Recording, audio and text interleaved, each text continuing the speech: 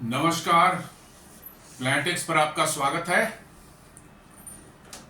और हमेशा की तरह आपसे निवेदन है, प्लैनेटेक्स को सब्सक्राइब करें, बेल आइकन को जरूर दबाएं, हमारे वीडियोस को लाइक करें एंड फ्रेंड्स एंड फैमिली के साथ शेयर करें। दोस्तों, अपने देश की वायुसेना, भारतीय वायुसेना की जो है स्क्वाड्रन स्ट्रेंथ जो है, हम लोग हमेशा सुन रहे हैं कि पिछले कई सालों से जो है लगातार, कोई एक साल नहीं, पिछले 10-20 सालों की बात है, लगातार गिर रही है। 42 जो सैंक्शन स्क्वाड्रन स्ट्रेंथ है वो घट करके आ गई है, करीब करीब 29-30 के आसपास आ गई है। पुराने जो MiG-21 था उनको सबको रिटायर कर दिया गया है और ये उम्मीद की जा रही थी कि तेजस MK-1A का प्रोडक्शन शुरू हो जाएगा, उससे जो है उनको रिप्लेस कर दिया जाएगा। लेकिन तेजस MK-1A का प्रोडक्शन जो है बहुत से कारणों से, खासकर अमेरिकन जो है G404 इंजन की डिले से भी जो है काफी उसमें जो है वो हुआ है, डिले होना शुरू हो गया। अब जाकर के जो है 17 अक्टूबर को, मतलब आज से 3 दिन बाद जो है, 2 दिन बाद कह सकते हैं,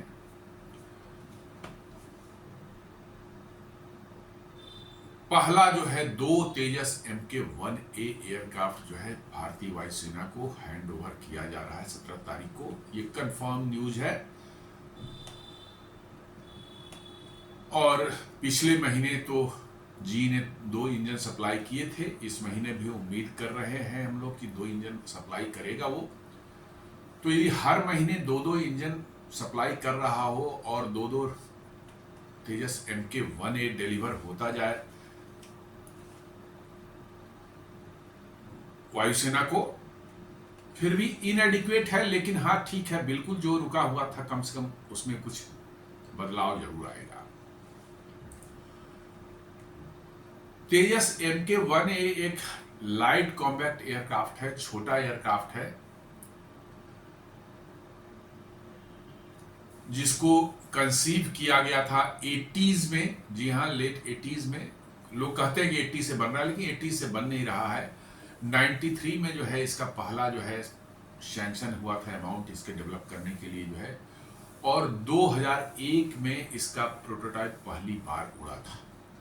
तो उस हिसाब से आप देखें 93 में यदि पैसे दिए गए, बिना पैसे दे कागज पर आप कुछ भी बना के रख दें, यदि उस काम के लिए पैसे सैंक्शन नहीं करते तो प्रोजेक्ट स्टार्ट नहीं माना जाता। तो 2001 में ये पहली बार बन करके उड़ा, इसकी पहली टेस्ट फ्लाइट हुई और तब से जो है बहुत से टेस्ट इसमें किए गए, बहुत से बदलाव किए गए, बहुत से मतलब कि जो है रिक्वायरमेंट के हिसाब से चेंज आते गए। ये चूंकि ये छोटा एयरक्राफ्ट है इसलिए इसकी कॉम्बैट रेंज भी कम है, करीब करीब 500 किलोमीटर से ज्यादा नहीं है, और साथ साथ जो है इसके पेलोड उठाने की क्षमता भी जो है वो कम है। पेलोड मतलब हथियार उठाने की क्षमता भी कम है और इसकी कॉम्बैट रेडियस भी कम है, क्योंकि इसको डिजाइन ही किया गया था MiG-21 के, जो कंसीव किया गया था उस समय ही ये कंसीव किया गया था कि MiG-21 जो है हमारे रशियन ओरिजिन के, सोवियत ओरिजिन के एयरक्राफ्ट जो 60s में आने शुरू हुए थे उनको रिप्लेस करने के लिए यह डिजाइन किया गया था। तो जितनी क्षमताएं उसमें थी करीब करीब वैसा ही इसको भी जो है डिजाइन किया गया था। छोटा है इसलिए फ्यूल भी इसमें कम ले जा सकते हैं आप। कम फ्यूल ले जाने का मतलब है आपका रेडियस, कॉम्बैट रेडियस कम रहता है, और नीचे आपको जो है जो है ड्रॉप टैंक्स लगाने पड़ते हैं एक्स्ट्रा फ्यूल के लिए जो है, उससे आपका जो है हथियार ले जाने वाले पॉइंट्स जो हैं वही आपके इंगेज हो जाते हैं, तो हथियार ले जाने की क्षमता कम हो जाती है। तो बहुत तरह की समस्याएं इसके साथ में हैं, लेकिन फिर भी इसको बनाया गया और वायुसेना ने इसको एक्सेप्ट भी किया कि चलो इससे एक काम तो हो ही सकता है कि बॉर्डर एरिया के अराउंड जो है पॉइंट डिफेंस का काम ये कर सकता है। पॉइंट डिफेंस का और संख्या बल भी कभी कभी क्वालिटी हो जाती है। यदि ज्यादा संख्या में वही चीज आपके पास में हो तो वो भी क्वालिटी का काम करता है। बॉर्डर के अलोंग जो नियर बाई आपके जो है नज़दीकी जो है आपके हवाई अड्डे हैं, वहाँ पर हमारे एयरक्राफ्ट तैनात रहते हैं और वो बॉर्डर एरिया में पेट्रोलिंग भी करते हैं। हालांकि पेट्रोलिंग करने वाले वैसे एयरक्राफ्ट प्रेफर किया जाए जो थोड़े लंबे, जिनका कॉम्बैट रेडियस होता है, और कुछ एयरक्राफ्ट पॉइंट डिफेंस के फॉर्म में रखे जाते हैं। पॉइंट डिफेंस का मतलब है कि जैसे ही आपको पता चले कि कोई आपके एयर में जो है कोई इंट्रूजन हो रहा है आपके हवाई क्षेत्र में जो है, तो एयरक्राफ्ट रेडी रहते हैं, हथियारों से लैस रहते हैं, वो तुरंत जो है क्विकली जो है टेक ऑफ करते हैं और उसको जो है न्यूट्रलाइज करने की कोशिश करते हैं। इनफैक्ट मिग 21 जो है वो इसी तरह का एयरक्राफ्ट था।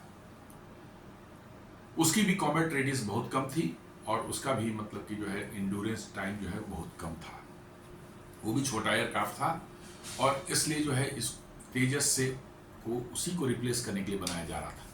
तो पॉइंट डिफेंस के फॉर्म में जो है तेजस जो है अच्छा काम कर सकता है। चूंकि रखरखाव का कॉस्ट इसका कम है, तो इसलिए शॉर्ट रेंज की पेट्रोलिंग वगैरह भी कर सकता है ये, और साथ साथ जो है पॉइंट डिफेंस का काम भी कर सकता है। लेकिन एक समस्या थी कि इसमें हथियारों की, जो भारत में बने जो है मिसाइल्स जो है इसमें अभी तक जो लगाए गए हैं वो अस्त्रा MK-1A सिर्फ हैं, जो कि 110 किलोमीटर रेंज की है मैक्सिमम। कुछ स्मार्ट एंटी एयरफील्ड वेपन भी इसमें इंटीग्रेट हुए हैं। इजरायली जो है डर्बी मिसाइल इंटीग्रेट हो चुका है और शॉर्ट रेंज की पाइथन मिसाइल भी इंटीग्रेट हो चुकी है। ये सब शॉर्ट रेंज वाली मिसाइल तो with in visual range WVR missile होते हैं, जो कि आमने सामने की लड़ाई जब कॉम्बैट हो माने डॉग फाइट टाइप की सिचुएशन हो जाए तब इस्तेमाल होती है, अदरवाइज उनका कोई इस्तेमाल नहीं होता।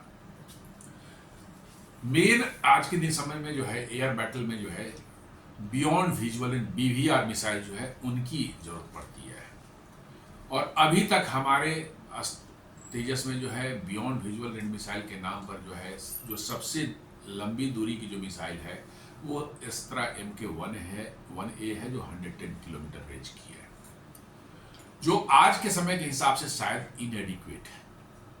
क्योंकि आज नॉर्मल आप देखेंगे कोई भी उसमें जो 150 से 160 किलोमीटर वाली रेंज वाली मिसाइल जो है मोस्ट ऑफ द एयरक्राफ्ट में इस्तेमाल हो रहे हैं।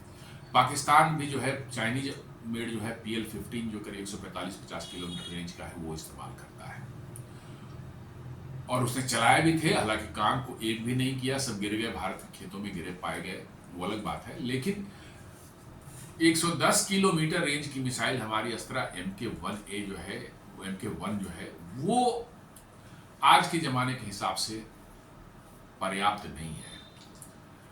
अस्त्रा MK-2 जो 160 किलोमीटर रेंज वाली है वो अभी फाइनल स्टेज ऑफ टेस्टिंग में है। उसके अभी सारी चीज़ कंप्लीट होने में और SU-30 में इंटीग्रेट हो जाए, फिर तेजस में इंटीग्रेट हो जाए, इसमें कम से कम 1-2 साल का वक्त अभी भी है। तो इसका मतलब है कि हमारा जो है तेजस MK-1A जो है अभी भी जो है कह सकते हैं कि एक जो इसके हथियारों की कमी जो इसके साथ में है, जो बियॉन्ड विजुअल रेंज मिसाइल की जो इसमें एक मतलब क्षमता में जो कमी रहेगी, वो इसको एक कमजोर एयरक्राफ्ट बना देगी। कॉम्बैट रेडियस तो छोटा है ही, चूंकि बनाया ही गया है, इसलिए उस पर कुछ कर नहीं सकते हो, छोटा बनाया ही गया है। अदरवाइज ये इस एयरक्राफ्ट में सब कुछ बढ़िया है, इसकी सर्विसिबिलिटी बहुत अच्छी है, मतलब कि 70 to 80% सर्विसिबिलिटी इसकी है। देन आपको जो है क्विक टर्न अराउंड है, आपको मेंटेनेंस एफर्ट्स जो है बहुत ही मिनिमल है, सिवाय जो है कॉम्बैट रेडियस और पेलोड। तो अब एक न्यूज निकल करके आ रही है जिससे लग रहा है कि सडनली जो है तेजस MK-1A एयरक्राफ्ट को जो है जबरदस्त एक पावर मिलने वाली है BVR मिसाइल के क्षेत्र में जो है। जी हाँ, ऐसी जबरदस्त की बड़े बड़े एयरक्राफ्ट भी जो है जिनके पास में ये क्षमता अभी नहीं है। जी हाँ, जैसा मैं बता दूं, बियॉन्ड विजुअल रेंज की मिसाइल जो है नॉर्मली आज के दिन में 150 से 160 किलोमीटर रेंज वाले ही चलते हैं। उससे ज़्यादा वाली जो है मिसाइल मार्केट में बहुत कम अवेलेबल हैं, कहीं कहीं अवेलेबल हैं, कहीं कहीं, but in general NATO forces में भी, अमेरिकन फोर्सेज में भी 160 वाली ही चलती है। जैसे बीच में भी शोर मचा था कि जो अमेरिका जो है अपने 120D3 जो AMRAAM 120D3 वर्सन जो है पाकिस्तान को देने की बात हो रही थी, जो कि 4 दिन बाद अमेरिका ने खुद उसको नकार दिया कि नहीं नहीं ऐसा कुछ नहीं है। उसकी भी रेंज वही 160-170 किलोमीटर के लगभग में है। इसका मतलब है कि ये स्टैंडर्ड बना हुआ है। लेकिन आपको ये कहा जाए कि तेजस MK1A में 250 किलोमीटर की रेंज वाली एक मिसाइल लग रही है। जी हाँ, ऑलरेडी जो है लगने की तैयारी हो रही है या लगना शुरू हो गया है। तो शायद आपको अब उस पर, इस बात पर शुरू में विश्वास तो नहीं होगा, क्योंकि भारत के किसी भी एयरक्राफ्ट में, चाहे राफेल हो, चाहे मतलब कि जो है आपका सुखोई 30 MKI है, ये दोनों भारत सबसे पावरफुल एयरक्राफ्ट है, इनमें भी 250 किलोमीटर के रेंज की बियॉन्ड विजुअल रेंज मिसाइल नहीं है। जी हाँ, ये सच्चाई है, इसमें कोई मैंने इधर उधर की बात नहीं है, बिल्कुल सच्चाई है, नहीं है। Su-30 MKI के लिए जो है आपको जो है रसिया का R-37MA जो है उसको ऑलरेडी जो है उसके लिए रसिया से एडवांस स्टेज में बात चल रही है। वो करीब करीब जो है 250 किलोमीटर की मिसाइल होगी, वो ज़्यादा होगी, शायद 300 किलोमीटर तक उसकी रेंज है। लेकिन वो इतना भारी मिसाइल है कि वो उसको तेजस MK1A में जो है लगाना संभव नहीं है, वो बहुत भारी मिसाइल है। तो नेचुरली एयरक्राफ्ट में जो है पायलट्स जो नीचे होते हैं, जिस पर लगते हैं मिसाइल्स या बॉम्ब लगाए जाते हैं, उनकी स्ट्रेंथ कितनी है डिपेंड करता है कि आप उसमें कितने भारी हथियार लगा सकते हैं। तो R-37MA जो मिसाइल रसिया की है वो करीब 300 किलोमीटर से ऊपर की रेंज देती है और बहुत बड़े एरिया में जो है आपको एक एयर कवरेज आपको देता है। उसके रेंज में मतलब कि आने का मतलब है कि बच के जाना मुश्किल है, इसलिए जो है आपको बहुत बड़ी वो मिल जाए, लेकिन वो भी आने वाला है। बट वो सिर्फ रशियन जो है Su-30 MKI में लगेगा। आई डोंट नो कि MiG-29 लग सकता है या नहीं लग सकता, मुझे इसकी जानकारी नहीं है, लेकिन इस तेजस में तो बिल्कुल नहीं लगता, क्यों 1400 किलो की मिसाइल है, वो बहुत भारी मिसाइल है। तो एक 1400 किलो का जो पायलॉन जो है लोड लेने वाला शायद तेजस MK1A में नहीं है। लेकिन अब एक न्यूज़ निकल करके ऐसी आ रही है जिससे कि आप सुन करके आपको भी आश्चर्य होगा और बहुत बेहतर महसूस करेंगे आप। ये न्यूज़ है, Israel offers long range missile Sky Sting for Tejas fighter jets, 250 किलोमीटर BV ram beyond visual range air to air missile can tilt game in India's favour. जी हाँ, ये स्काई स्टिंग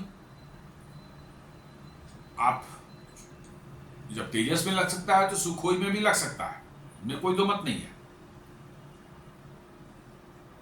लेकिन तेजस में MK1A में क्यों ये आसानी से लग सकता है, इसको मैं बताता हूं। According to Israeli defence sources, integration of the Sky Sting with Tejas MK1 is expected to progress rapidly thanks to the aircraft's ELM-2052 AESA radar and digital flight control computer। जी हाँ, तेजस MK1A में इजराइल की ही जो है ELM-2052 AESA radar लगा हुआ है। ये Israeli origin का है, रडार है, इजराइल की कंपनी बनाती है ये रडार, और ये वहाँ के मतलब कि इजराइल के एयरक्राफ्ट वगैरह में लगे होते हैं। ये बहुत ही बेहतरीन रडार है, AESA रडार है, ये काफ़ी एडवांस्ड है और ये उसमें लगा हुआ है, तेजस MK1A में ऑलरेडी लगा हुआ है। और ये आप मिसाइल भी जो ऑफर किया है या जो लग रहा है उसमें, इस मिसाइल का नाम है स्काई स्टिंग।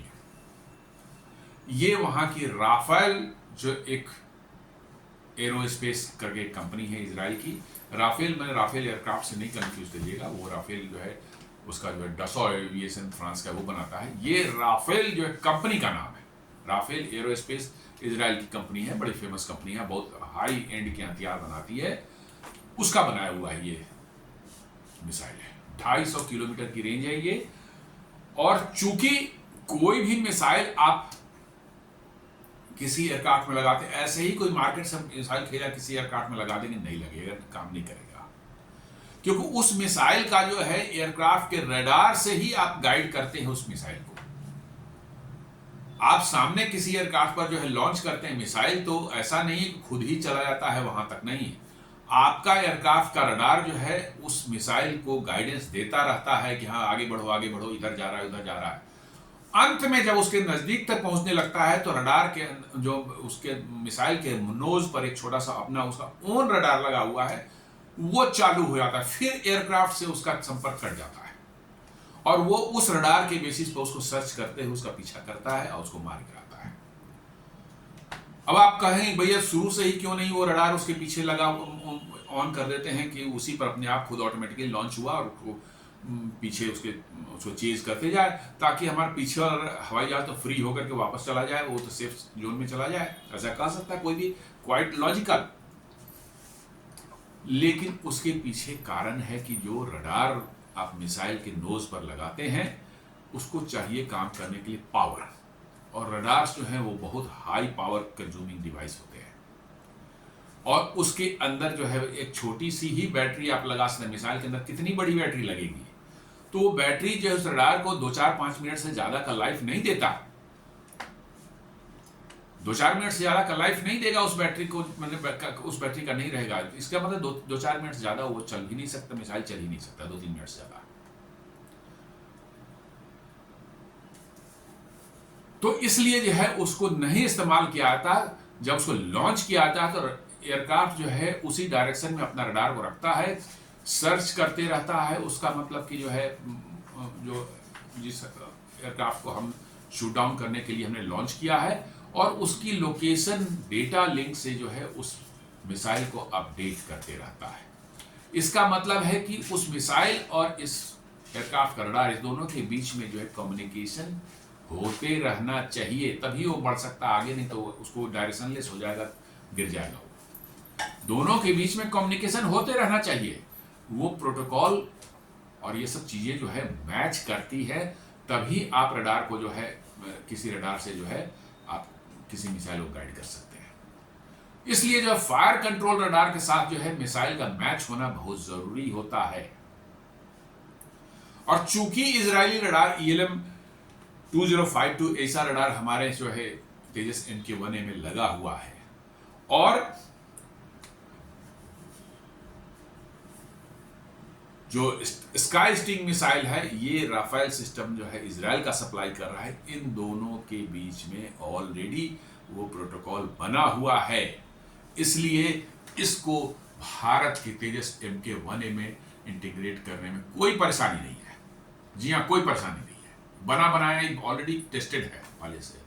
वही वो कह रहा है कि according to Israeli defence sources, integration of the Sky Sting with Tejas MK-1A is expected to progress rapidly thanks to the aircraft ELM 2052 AES radar. मतलब थैंक्स करके भाई उसमें लगा हुआ है, इसलिए जो है एकदम बिना कोई समस्या के हो जाएगा। ऐसे भी होता है, लेकिन उसमें लॉट ऑफ मैचिंग करना पड़ता है, सोर्स कोड लिखने पड़ते हैं, प्रोग्रामिंग में चेंज करनी पड़ती है, तब जाकर के होता है, उसमें टाइम लगता है, फिर टेस्ट भी करनी पड़ती है, लेकिन ये ऑलरेडी टेस्टेड है। और साथ साथ जो है digital flight computer control computer जो है तेजस MK-1A में लगा हुआ है, उसके साथ जो है रडार की ऑलरेडी मैचिंग है। डिजिटल फ्लाइट कंट्रोल कंप्यूटर वो हमारा अपना ओन इंडियन बना हुआ है, उसके साथ रडार की मैचिंग ऑलरेडी हो चुकी है, चूंकि फ्लाई कर रहा है, और उसके साथ में तो कह रहा है कि ये इसका इंटीग्रेशन बहुत तेजी से हो रहा है। बियॉन्ड विजुअल रेंज की मिसाइल से आप जब किसी एयरक्राफ्ट को जो है लॉन्च करते हैं तो एयरक्राफ्ट बचने की कोशिश भी करता है, भागने की कोशिश भी करता है, और बहुत बार भाग भी जाते हैं, वो भाग के बच भी जाते हैं। आपने देखा होगा जब फरवरी 2019 में जो है पाकिस्तानी उन्होंने जो लॉन्च किया था AIM-120C8 C5 कैटेगरी वाली मिसाइल जो है हमारे SU-30 MKI की तरफ लॉन्च किया था 2-4।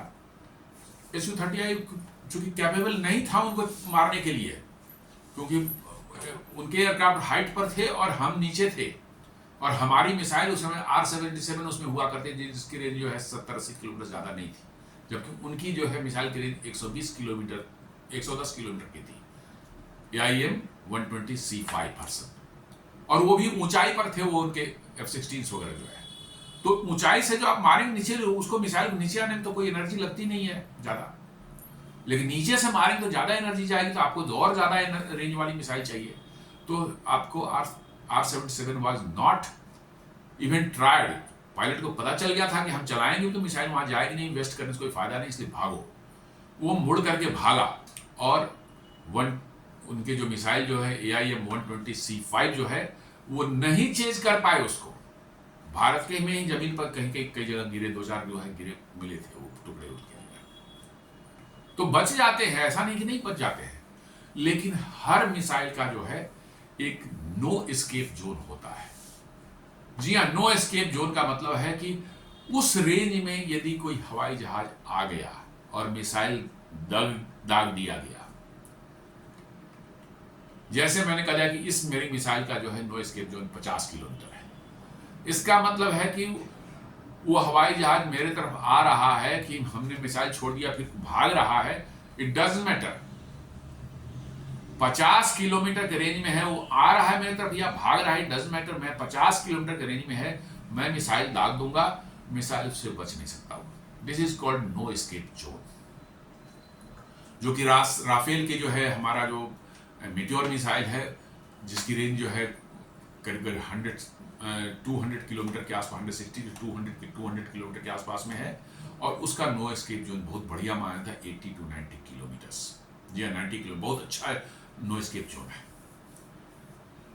ये स्काई स्टिंग मिसाइल जो है, इसका एस्केप जोन आप सुनेंगे, नो एस्केप जोन आप सुनेंगे तो दंग रह जाएंगे। दिस इज 150 किलोमीटर, 150 किलोमीटर दूर भी मुझे कोई हवाई जहाज दिख गया और मैंने मिसाइल पर दाग दी, उसको मान ली पता भी चल जाता है। आज के दिन में मिसाइल अप्रोच वार्निंग रिसीवर्स लगे होते हैं हवाई जहाज सब में, बहुत से हवाई जहाज में, वो फिर भागने की कोशिश करता है, नहीं बच नहीं पाएगा। 150 किलोमीटर दूर अभी है, मैंने लॉन्च किया और उसने भागना शुरू कर, it can not escape, because कि मेरे पास एनर्जी इतनी है मेरे मिसाइल में कि वो उसको बच के जाने नहीं देगा, उसको चेज करके जो है मार डालेगा, गिरा उसको शूट डाउन कर डालेगा। तो ये स्काई स्टिंग जो है इजरायली जो राफेल एरोस्पेस का जो बना हुआ मिसाइल है, इसकी सबसे बड़ी खासियत है कि दुनिया के वन ऑफ द लॉन्गेस्ट माने नो एस्केप जोन इसके पास में है। वैसे ही R-37 जो है MA मिसाइल जो सुखोई के लिए बात की जा रही रशिया से 300 किलोमीटर ज़्यादा है, उसका भी लॉन्ग नो एस्केप जोन 180 से 90 किलोमीटर के लगभग में है। ये सब मिसाइल ऐसे हैं कि आप किसी पर दाग दें तो उसके बचने की संभावना यदि नो एस्केप जोन में है तो करीब करीब ना के बराबर है। 100% ना भी है तो 99% आप श्योर ही कहिए कि वो मारा जाएगा। तो ये आप समझ सकते हैं कि तेजस जैसा हल्का और एक छोटा एयरक्राफ्ट जो है, उसमें यदि एक कैपेबिलिटी आ जाए कि 150 किलोमीटर दूर तक किसी ऑब्जेक्ट को जो है पर मिसाइल चला दे और बच ना पाए, तो यू कैन इमेजिन कि आपके एयरक्राफ्ट की ताकत कितनी बढ़ जाती है।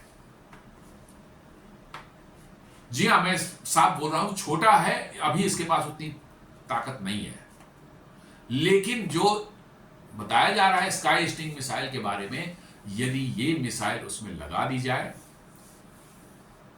तो फिर समझ लीजिए कि तेजस एयरक्राफ्ट जो है बॉर्डर के आसपास यदि आप उड़ाते हैं तो पाकिस्तान या आपके एडवर्सरी चाइना वगैरह के एयरक्राफ्ट इसके पास आने की हिम्मत नहीं करेंगे, क्योंकि इसका नो एस्केप जोन जो है उनके जो बियॉन्ड विजुअल रेंज मिसाइल है उसका जो है फाइनल जो है मैक्सिमम रेंज है उसके बराबर का है। तो यू कैन इमेजिन कि कैसे मतलब कि जो है आपकी पावर सडनली जो है हमारे तेजस की जो बढ़ जाएगी, और ये जो सिर्फ पॉइंट डिफेंस का काम करता था, अब जो एक्चुअल कॉन्फ्लिक्ट में जो है ये निश्चित रूप से बॉर्डर पर जो है एयर कॉम्बैट में सीधे जा सकता है, बॉर्डर के आसपास जो है। हाँ, बहुत डीप नहीं हो सकता दुश्मन के एरिया में, क्योंकि कॉम्बैट रेंज ही कम है, लेकिन बॉर्डर के आसपास जो है वो यदि घूमना शुरू कर दे तो दुश्मन के जहाज, हवाई जहाजों की जो है खटिया खड़ी कर सकता है। तो ये बहुत बड़ी न्यूज एक है।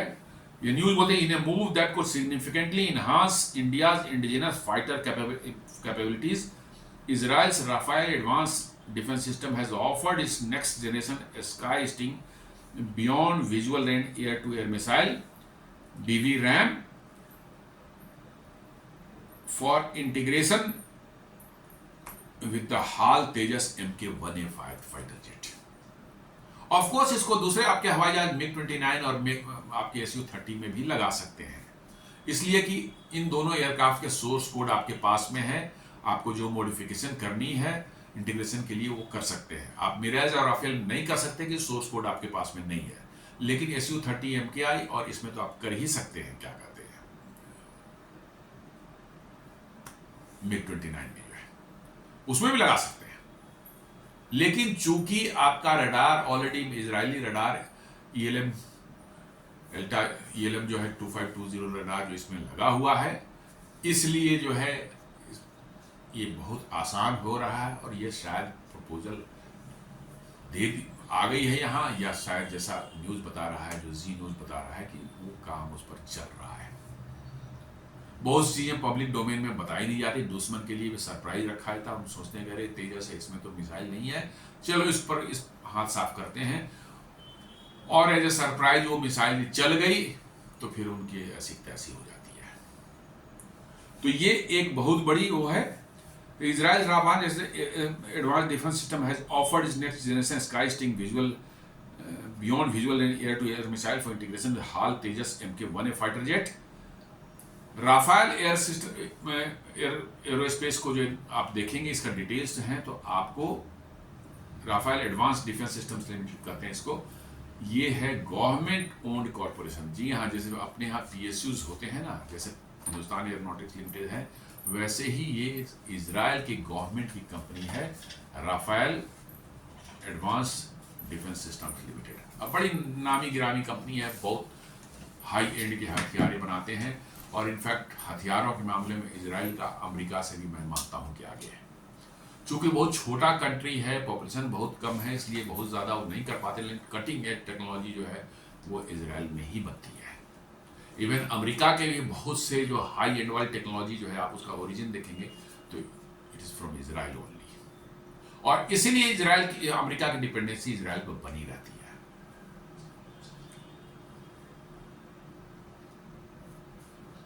इजराइल का प्रपोजल क्या है? Israel reportedly presented the proposal during high level meeting offering similar integration option for India's Su-30 MKI fighters as well. जी हाँ, उन्होंने तेजस के लिए तो किया ही किया, साथ साथ उन्होंने कहा कि हम आपको Su-30 MKI फाइटर में भी जो है लगा देंगे इसको, क्योंकि Su-30 MKI का सोर्स कोड भारत के पास में है, तो माइनर कुछ मॉडिफिकेशन करनी पड़ेगी, वो मैच कराना पड़ेगा, उनके फायरिंग सीक्वेंसेस वगैरह मैच कराने पड़ते हैं मिसाइल के सोर्स कोड के साथ में, तो ये मैच हो जाएगा तो Su-30 MKI के साथ भी लग सकता है। और सबसे खास बात इस मिसाइल की कि बहुत भारी भी नहीं है, करीब 180 kg का मिसाइल होगा, ये 180 kg के आसपास में या 190 के पास में, जबकि R-37 जो आ रहा है वो 1400 किलो का मिसाइल है, बहुत भारी मिसाइल है, लेकिन उसका रेंज भी ज़्यादा, 300 से ऊपर की रेंज उसकी आएगी, तो it is a very massive missile. लेकिन ये जो है हल्का होने के बावजूद भी जो है रेंज जो आपको दे रहा है, और सबसे खास बात मतलब कि आप सरप्राइज की जो है 150 किलोमीटर का नो एस्केप जोन कोई BVR मिसाइल आपको दे रहा हो, ये अपने आप में बहुत ही आश्चर्यजनक है। Initial batches could include 200 to 300 missiles by 2026। जी हम कह रहे हैं कि 2026 तक जो है शायद 200 से 300 मिसाइल भारत ले सकता है as a stop gap arrangement. क्यों स्टॉप गैप अरेंजमेंट है, उस पर भी बात करते हैं। तो as a stop gap arrangement 200 से 300 मिसाइल आप भारत ले सकता है, तेजस MK-1A में लगा सकता है और आपको सुखोई 30 MKI में भी लगा सकता है।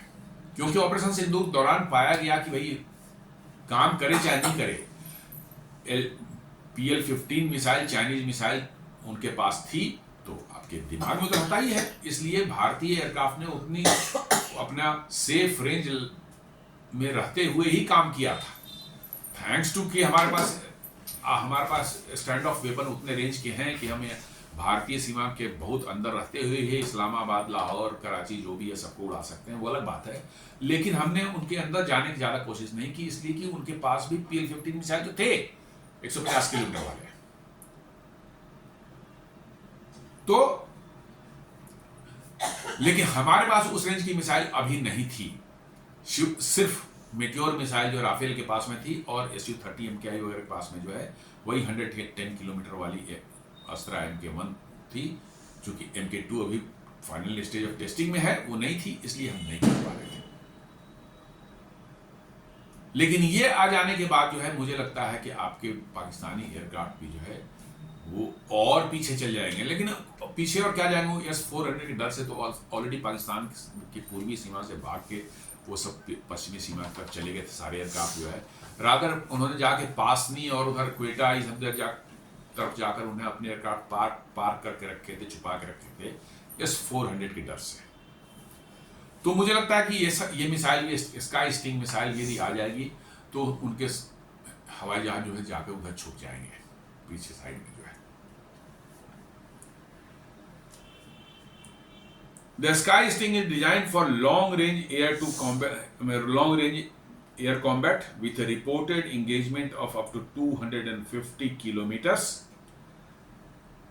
If inducted, the missile could provide the Tejas MK-1A with an edge against advanced adversary weapons such as China's PL-15 missile. जी हाँ, यदि तेजस को में लग जाता है ये, तब ये पाकिस्तान के किसी एयरक्राफ्ट के अगेंस्ट में खड़ा हो सकता है हमारा तेजस, क्योंकि उसमें PL-15 है जो कि 150 किलोमीटर का रेंज देता है। तो फिर हमारा 250 किलोमीटर रेंज वाला स्काई स्टिंग तो बहुत वो है।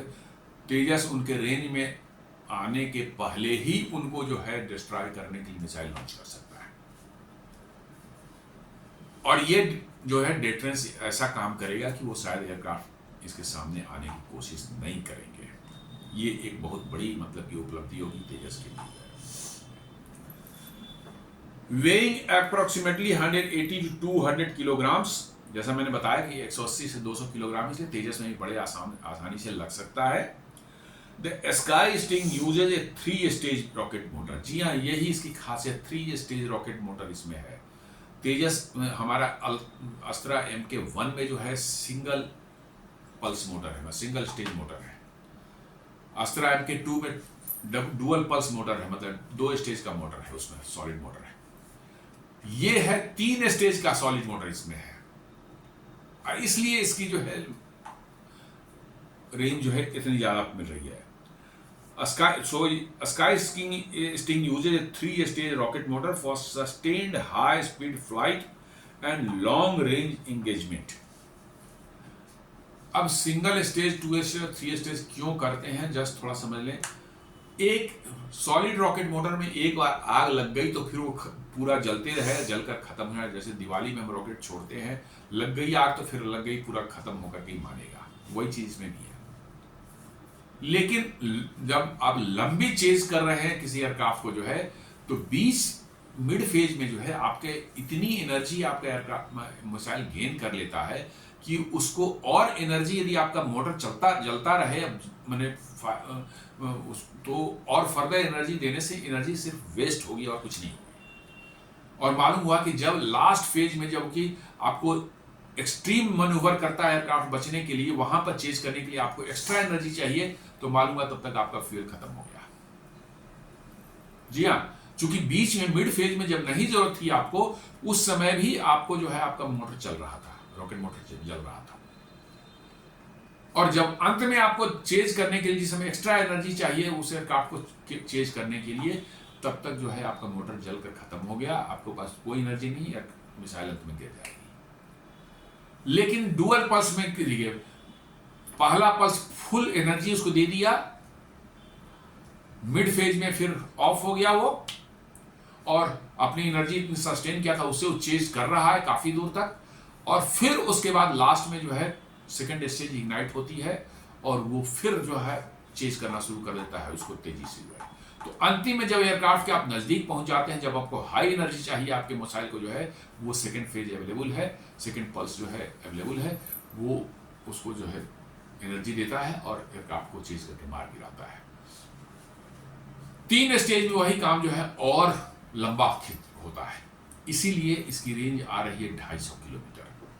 3 स्टेज में, पहला स्टेज में जला, फिर गैप रहा थोड़ा दूर तक, उसकी एनर्जी से काफी दूर तक आगे गया, फिर दूसरा स्टेज स्टार्ट हुआ, वो काफी दूर तक पुश किया उसने, फिर थोड़ा गैप आ गया, फिर जो है अपने पुरान जो एनर्जी गेन किया उससे जो है फ्लाइट ले रहा है वो, और लास्ट में जब एयरक्राफ्ट के नजदीक में पहुंचे, थर्ड स्टेज चालू होता है, एंड देन उसके आप उसके पीछे लग जाते हैं और मार गिराते हैं।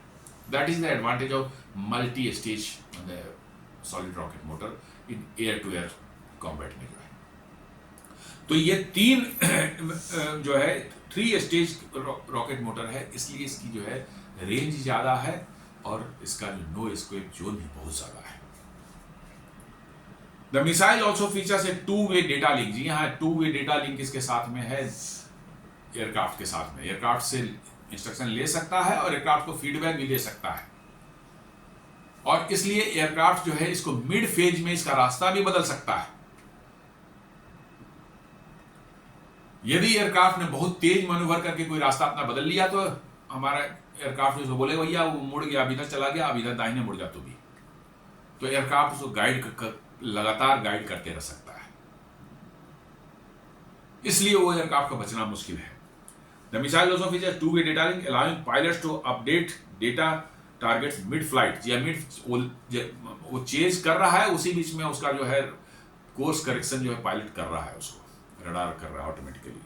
And A high explosive warhead capable of destroying any enemy aircraft even under heavy electronic counter measures. काफी पावरफुल उसका जो है वारहेड लगा हुआ है, जो कि जो है एयरक्राफ्ट के नजदीक जाके फटता है, उसके फ्रैगमेंट्स जो है एयरक्राफ्ट को डैमेज कर देते हैं, एयरक्राफ्ट जो है गिर जाता है।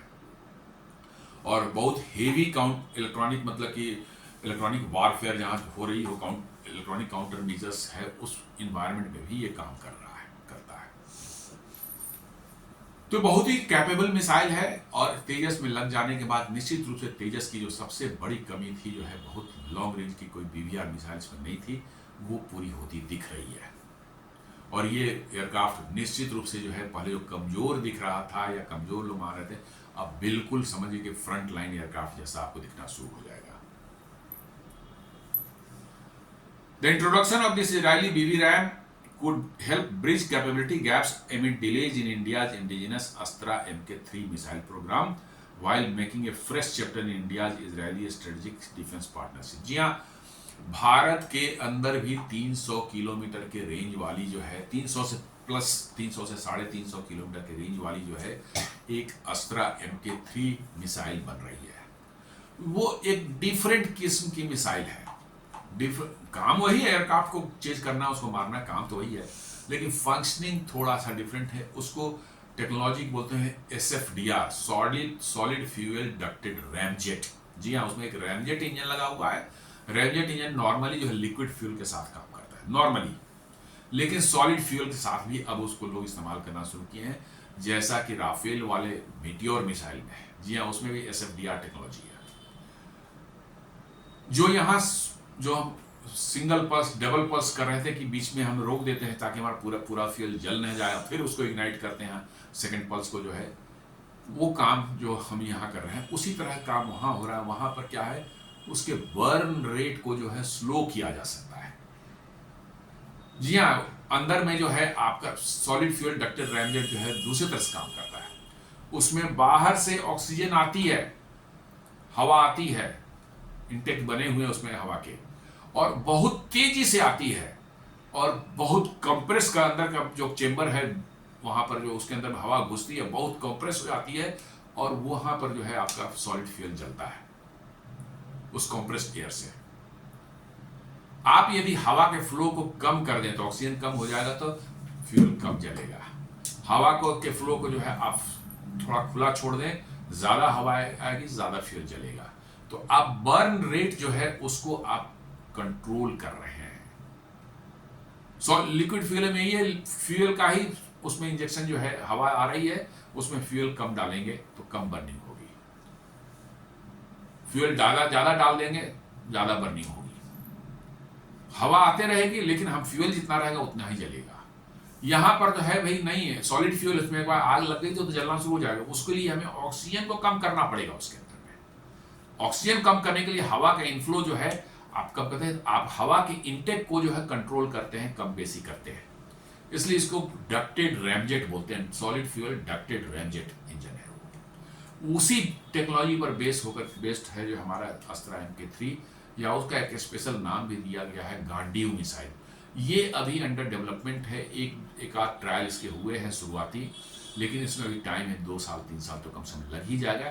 But this missile is also 300 to 350 kilometre long range वाली मिसाइल होगी, बहुत लॉन्ग रेंज की मिसाइल होगी। इसका भी एस्केप जोन 200 किलोमीटर से ऊपर होने वाला है। ये मिसाइल अवेलेबल हो जाने के बाद जो है फिर आपको कोई बियॉन्ड विजुअल रेंज का की कोई चिंता करने की जरूरत नहीं पड़ेगी। But we are still 2-3 years 4 years away from that moment.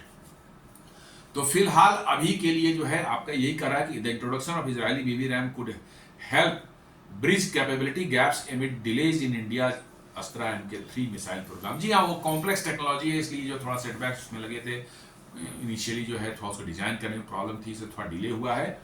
While making a fresh chapter in India Israel strategic defence partnership. India Israel के बीच में डिफेंस पार्टनरशिप बहुत अच्छी है। जी हाँ, पिछले कुछ सालों से जो है 10-20 सालों से जो है काफ़ी अच्छी रही है। हम लोगों ने मिलकर उनके से बराक 8 मिसाइल जो है या MR-SAM है, उन्हीं दोनों ने ज्वाइंटली मिलकर डेवलप किया था। वहाँ पर इजराइल जो बनाते हैं उनको बराक 8 बोलते हैं, हम लोग MR-SAM बोलते हैं। इस तरह से कई एक चीज़ हम लोग कर रहे हैं इजराइल के साथ मिलकर के, जो है अपने डिफेंस में जो है नए नए हथियार बनाने, R&D करने के लिए जो है। तो इजराइल के साथ ये स्पेशल रिलेशनशिप जो है कंटिन्यू कर रहा है। और ये मिसाइल जो है यदि आती है तो it will further chapter in our relationship.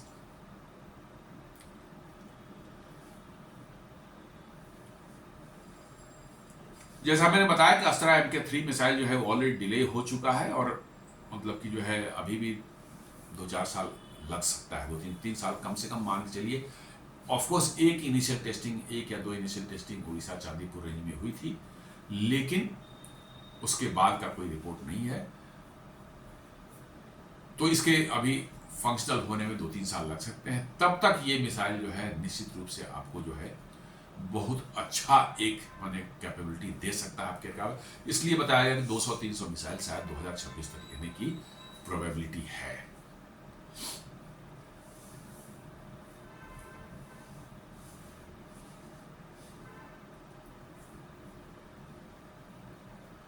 एक और न्यूज जो मैं बता दूं कि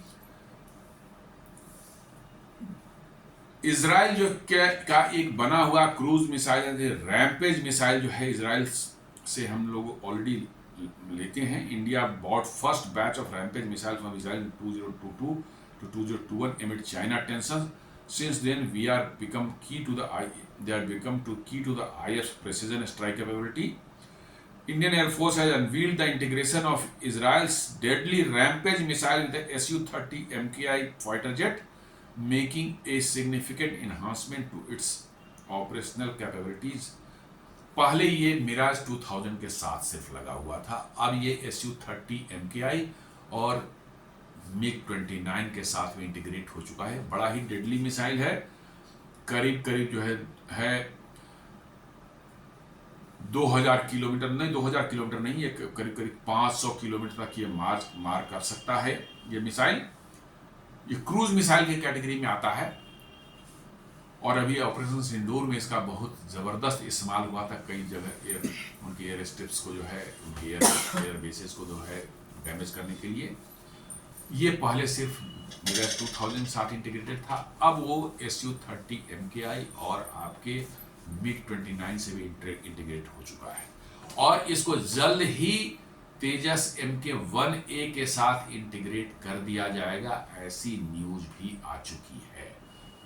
चूंकि ये भी इजरायली मिसाइल है रैम्पेज, तो इसलिए जो है आपके तेजस MK-1A के रडार के साथ साथ कोई समस्या नहीं है, आप इसको बड़ी आसानी से इसको ये कर सकते हैं, इंटीग्रेट कर सकते हैं।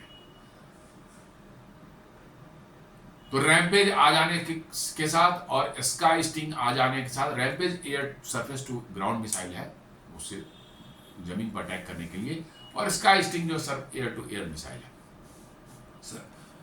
जो रैम्पेज है वो हवाई जहाज से जो है जमीन पर मार कर एयर टू ग्राउंड मिसाइल है।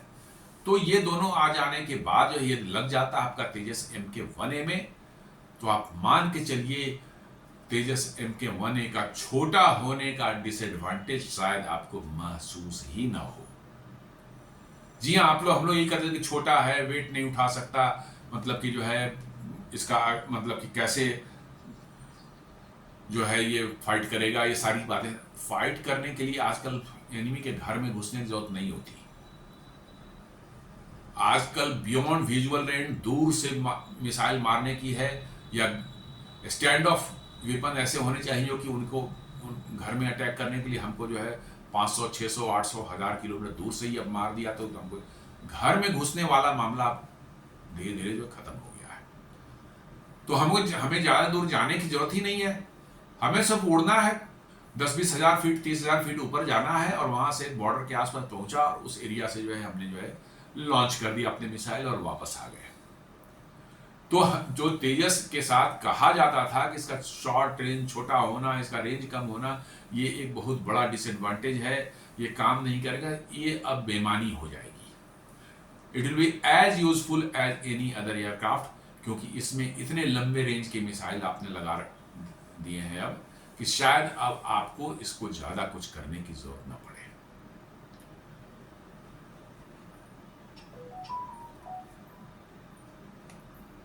तो दोस्तों ये था आज का एक हमारा विश्लेषण, जहां पर ये न्यूज आई थी कि कैसे तेजस MK-1A में जो है इंटीग्रेट करने के लिए इजराइल का जो है स्काई स्टिंग मिसाइल 250 किलोमीटर वाला beyond visual range missile Israel ने ऑफर किया है, और इसको इसमें लगाना इसलिए बिल्कुल बेहद आसान है, इसलिए कि इसमें हमारे तेजस MK-1A में जो है ऑलरेडी इजरायली ऐसा रडार लगा हुआ है जो कि इसके साथ पूरी तरह कंफर्टेबल है, इसलिए इसको बिल्कुल समझिए कि रेडी टू सर्व मतलब कि मोड में ये है। तो दोस्तों उम्मीद करता हूं हमारा वीडियो अच्छा लगा होगा। हमारे वीडियोस को लाइक करें, फ्रेंड्स एंड फैमिली के साथ शेयर करें, हमारे चैनल को सब्सक्राइब करें और बेल आइकन दबाना बिल्कुल नहीं भूलें। धन्यवाद।